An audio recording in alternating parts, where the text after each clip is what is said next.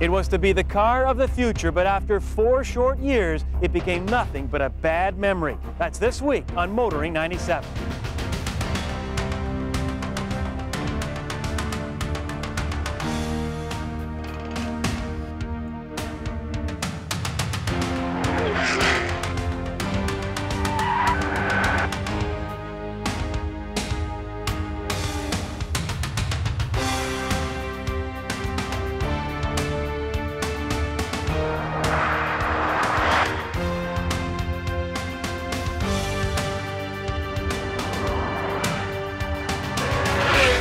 TSN's Motoring 97 is brought to you by Quaker State.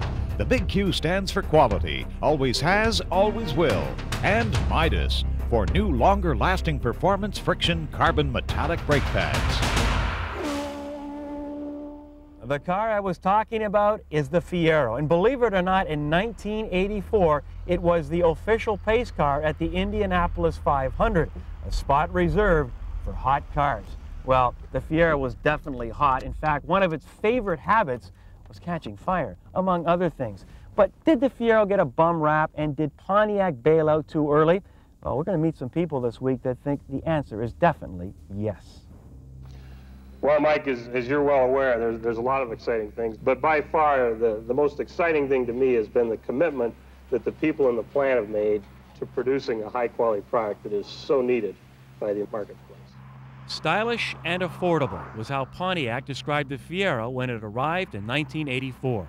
With a base price of about $8,000 American dollars, the Fiero was a big sales success, with over 136,000 units sold in the United States. Are you ready? Like this Fiero. The cutest. I went on my own without my parents, and I paid for it $4,000. Okay, my father did kick in $6,000. But I am not a princess. If I were a princess, I wouldn't have paid for anything. Does anyone have any gum? But the car was far from perfect. Mechanical problems plagued the vehicle. Sales figures were cut in half the following year, and by the end of 1988, the Fiero was out of production. When they first brought it out, it was a bit of a Mickey Mouse thing, because they had like the front end of a Citation bolted into the back end of the Fiero, and the front end was basically Chevette suspension. However, once they stuck the V6 in it, stopped it catching fire, it was actually a real good little car. Looking back, is it a bad dream? Was it a mistake? No, it was never a mistake. It was a great car. The only thing is that Pontiac had to sell the vehicle initially as a commuter car to be able to get it through, because the other two-seater belonged to Corvette. They couldn't sell it as a sports car to the corporation, so they sold it as a commuter car. And eventually it evolved into the 2M6, nice little 2.8-liter V6, little screamer, new body style, new front end. And then it got its new suspension in 1988, which was unfortunately the last year for the production of the vehicle. Do you think Pontiac gave up on it too quickly? Yeah, the instant that they got it right was the instant that they trashed it. And if they'd have given it 6 months or maybe even one more model year, I think they would have seen sales pick up, and appreciably so. Once embarrassed to admit they owned a Fiero, many of the close to 300,000 registered owners are now coming out of the closet, with car clubs springing up all over North America. The Fiero has also meant a dream come true for the owners of the Fiero shop, who service, custom, and drive Fieros. Love affair with the Fiero started in '92 when I purchased my first Fiero, and I kind of had it serviced in a couple of places, and I realized that nobody really likes to work on them, or some people don't know how to work on them. So I started to do a little bit here, a little bit there, and that's how we started 3 years ago.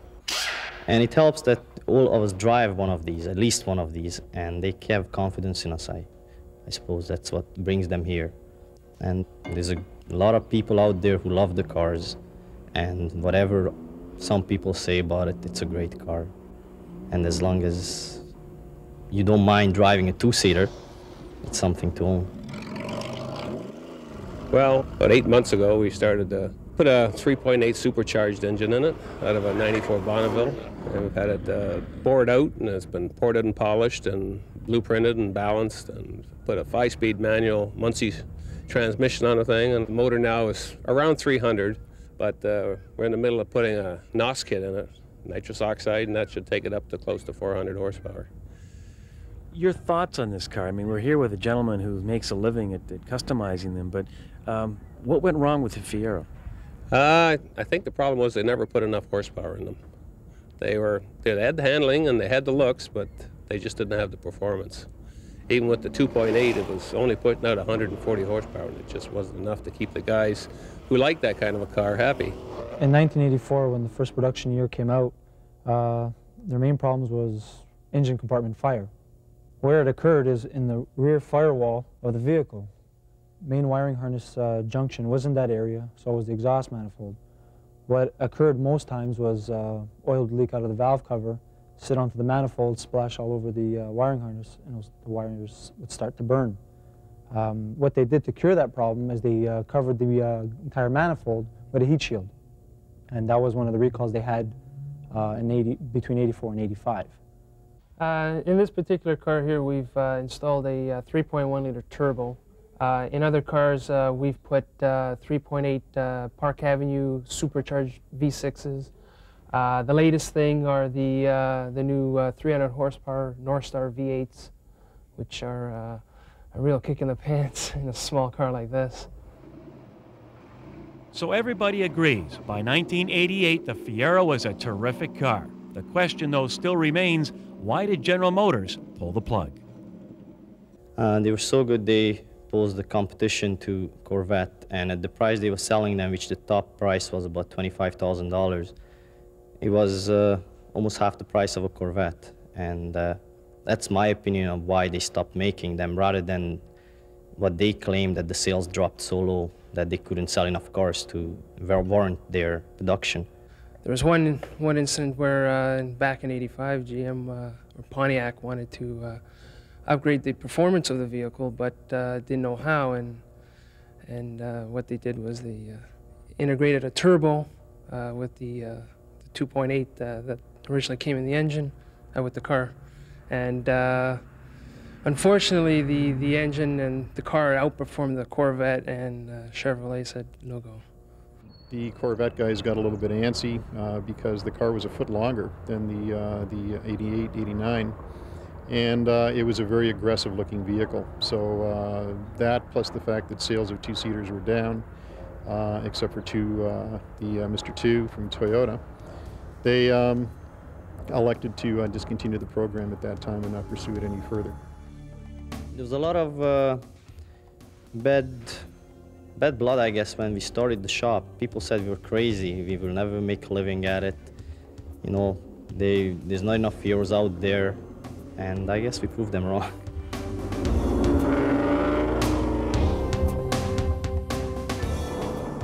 Up next, the perfect panacea for this thing we call driving.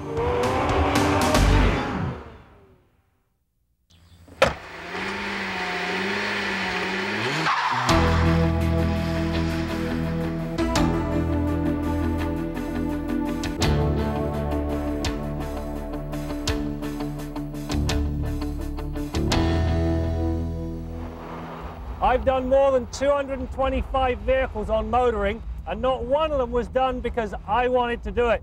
Well, this week on Test Drive, it's my treat to me. I even got dressed up to celebrate as we take a look at the Ferrari F355 Spyder. There are cars I have to drive, cars I want to drive, and cars I dream about driving. The F355 Spyder falls into the latter category. Not simply because it is a Ferrari, but because it is the epitome of what I want in a car. Simply stated, it combines looks, speed, and a head-turning quotient second to none. Yes, I know it's expensive and less than practical, but I think you get my drift. The business end of this Ferrari sits right behind the driver. A 90-degree V8 that churns out 375 horses and 268 pounds-feet of torque. Now, it promises much. Does it deliver? You better believe it. Performance up to about 4,400 RPM is described as good. From 4,400 RPM to the 8,500 RPM red line, it is spectacular. How good? It's good for 300 kilometers an hour, and 0 to 100 kilometers an hour takes less than 4.5 seconds. As spectacular as the credentials are, the proof comes in the driving, because at 107 horsepower per litre, this engine delivers the highest specific output of any naturally aspirated motor. all of which means that if you prod the gas pedal with any sort of enthusiasm, the quad cams and 5 valves per cylinder, as in 3 intake and 2 exhaust, deliver. Surprisingly, only a small part of the thrill is delivered by the burst of speed. Without question, it is the engine's noise that is the real reward, one good enough to put your license at risk. The sweet melody is like a drug because once experienced, it is truly difficult to resist. Matched with this engine is a transverse 6-speed manual that is a little difficult to live with at first, but once mastered, it functions as the doctor ordered. In other words, it's difficult to miss a shift. This truly is a saving grace because over-revving the engine could cost you a bundle.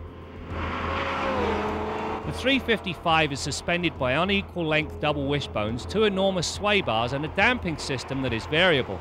In the comfort mode, the ride is firm but nonetheless comfortable. Select the sport mode and things stiffen to the point where body roll is non-existent. Now factor in the Mammoth 265/40/18 rear tyres and an underbody plate that uses aerodynamics to suck the car towards the road, and you have the equivalent of a mobile roller coaster.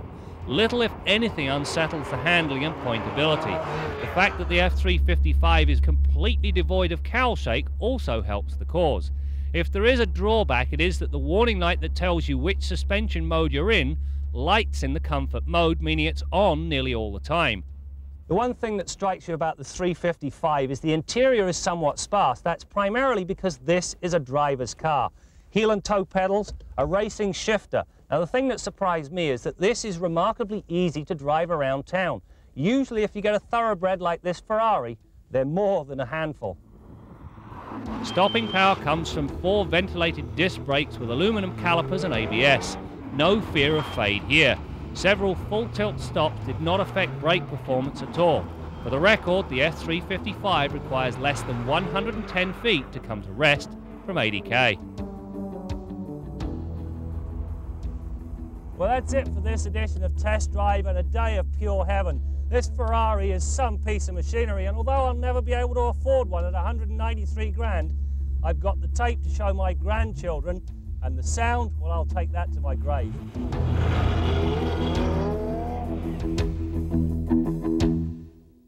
Our Midas Tip of the Week concerns brake fluid and the importance of ensuring that it never become contaminated. There's a lot of different fluids used under the hood of today's cars, but the one and only fluid that you ever want to get in that brake master cylinder is brake fluid, preferably from a clean, unopened container. Manufacturers specify that and usually write those instructions right on the brake master cylinder, but I've noticed a lot of people that are not paying attention to it. In the past month, we've had 3 cars through the shop that had contaminated brake fluid systems. And in 2 of the 3 cases, they had some pretty severe damage to the hydraulic portion of those brake systems as a direct result of contaminated brake fluid. It's inevitable that some damage will occur if that situation ever happens. An easy way to detect if you've got contaminated brake fluid is to look at the rubber bladder underneath the master cylinder lid. These 2 examples here are examples of cars that had contaminated fluid, and this rubber bladder has ballooned to about 1.5 times its normal size, to the point where you just can't tuck it into the lid. There's an identical lid from another car that's in normal condition that has not been contaminated. That's what it should look like. So if you're in any doubt, make sure that you take the time to ensure that brake fluid, clean and from an unopened container, is the only thing that anyone ever puts in your hydraulic portion of your brake system. That's your Midas Tip of the Week.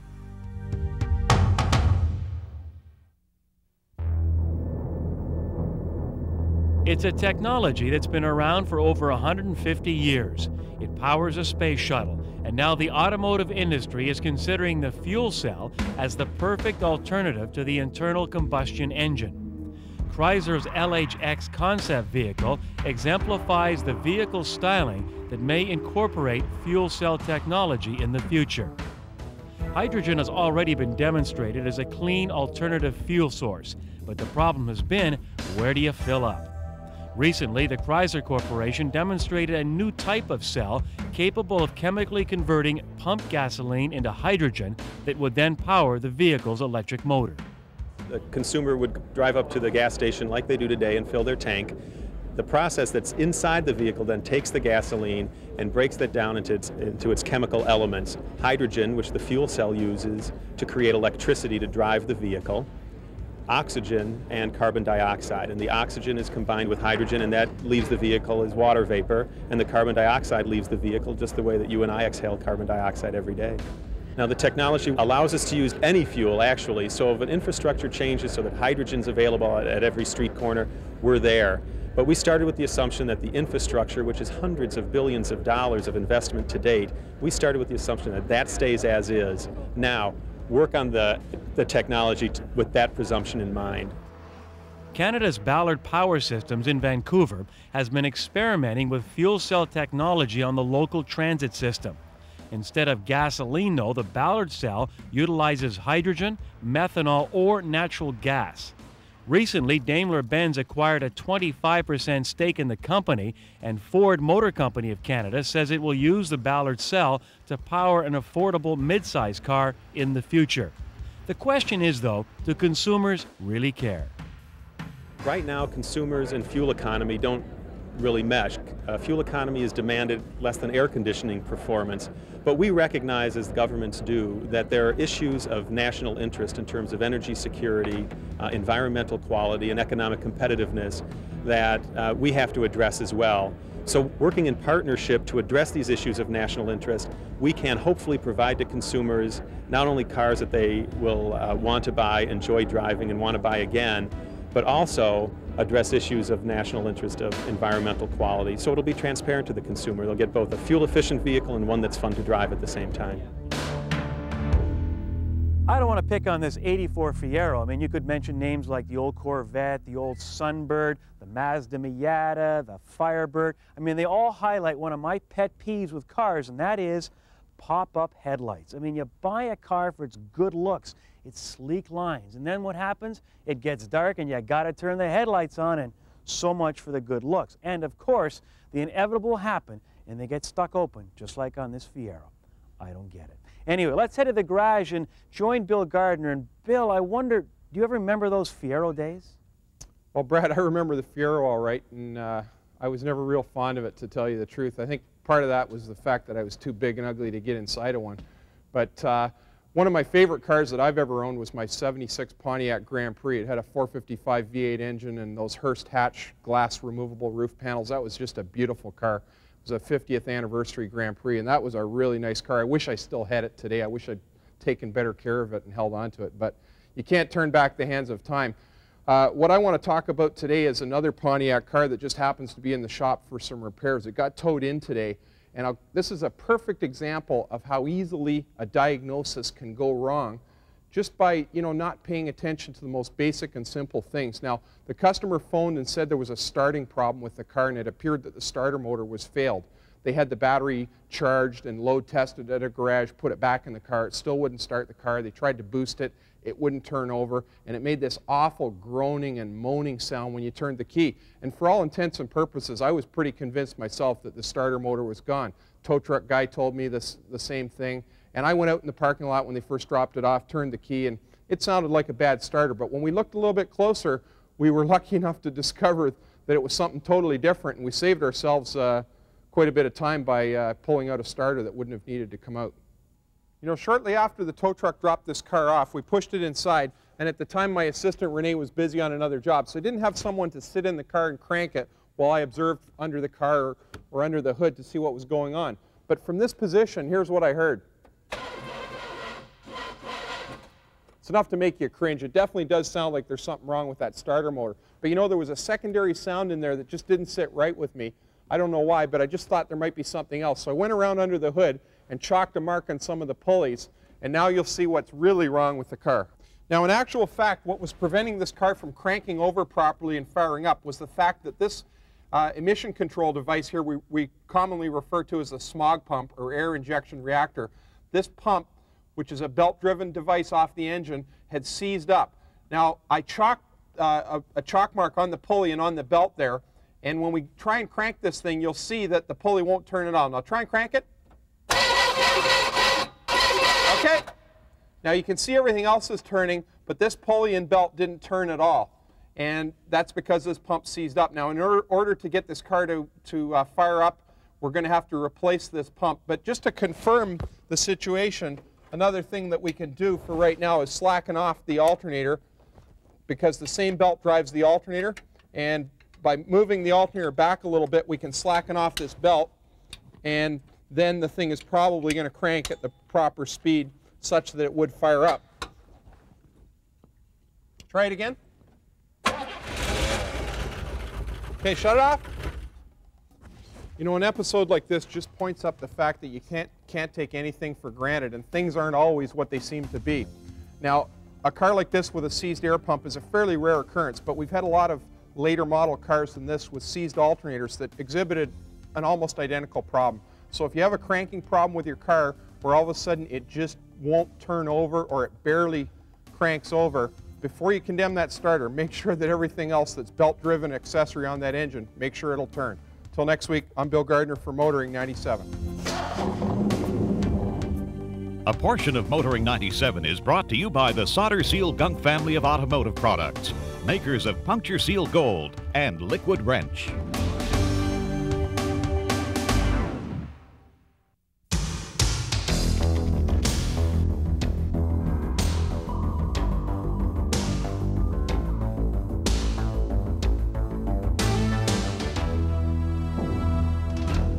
Ford of Canada has a new president. Her name is Bobby Gaunt. That's right, her name, that's Bobby as in Roberta. This means that 2 of Canada's big 3 domestic car manufacturers are now run by women. Maureen Kempston Darks has been the president of General Motors of Canada now for several years. Ford's put out a big press release bragging about the fact that Ms. Gaunt is the first woman to run any of their companies worldwide, but I'm not sure this is something to be all that proud of. I mean, Jackie Robinson broke the color barrier in Major League Baseball over 50 years ago, and now we're only just getting women in the executive boardrooms of the car manufacturers. I mean, the gender shouldn't really be an issue. Women buy over half the cars sold in this country. If they're good enough to buy the cars, why aren't they good enough to run the company? Now they're going to trot out all the old excuses that there aren't enough qualified women, that they're not attracted to the business. But I can't help but think there's some old boy network thing happening here, that they just don't think of a woman when it comes to running a car manufacturer. I mean, car companies, any company, needs all the executive talent they can find. It doesn't make sense to systematically eliminate half the population from even being considered. I'm not saying a woman should get a job just because she is a woman, but she shouldn't be refused the job just because she's a woman either. So, Bobby Gaunt, welcome to Canada. I know you're going to do a great job. You're a bright, personable executive. But until you or some other woman, maybe even a black woman, is appointed chairman of the whole operation in Dearborn, well, then we'll know we've got real equality. I'm Jim Kenzie. Well, as you can see, I'm not the only one against these pop-up headlights, and Zoll has done a good job on this Fiero to make it look nice and slick. Now, we're going to end with some fact and some rumor this week. Fact is, as we've heard, '88 was the final model year for the Fiero. Also a fact, they did build an '89 prototype and even sketched the version for 1990. Now, the rumor is that somewhere in some bunker in the American desert, along with some visitors from outer space, are 300 Fieros of '89 vintage. Now, General Motors, if that's true, we got some buyers, so give us a call. That's it for now. We'll see you next week for more stories about cars and the people who drive them.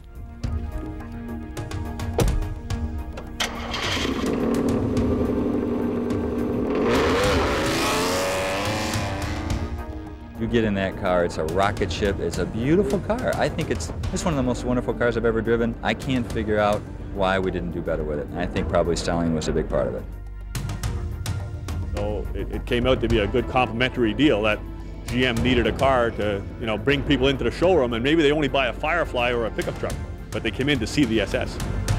TSN's Motoring 97 has been brought to you by Quaker State.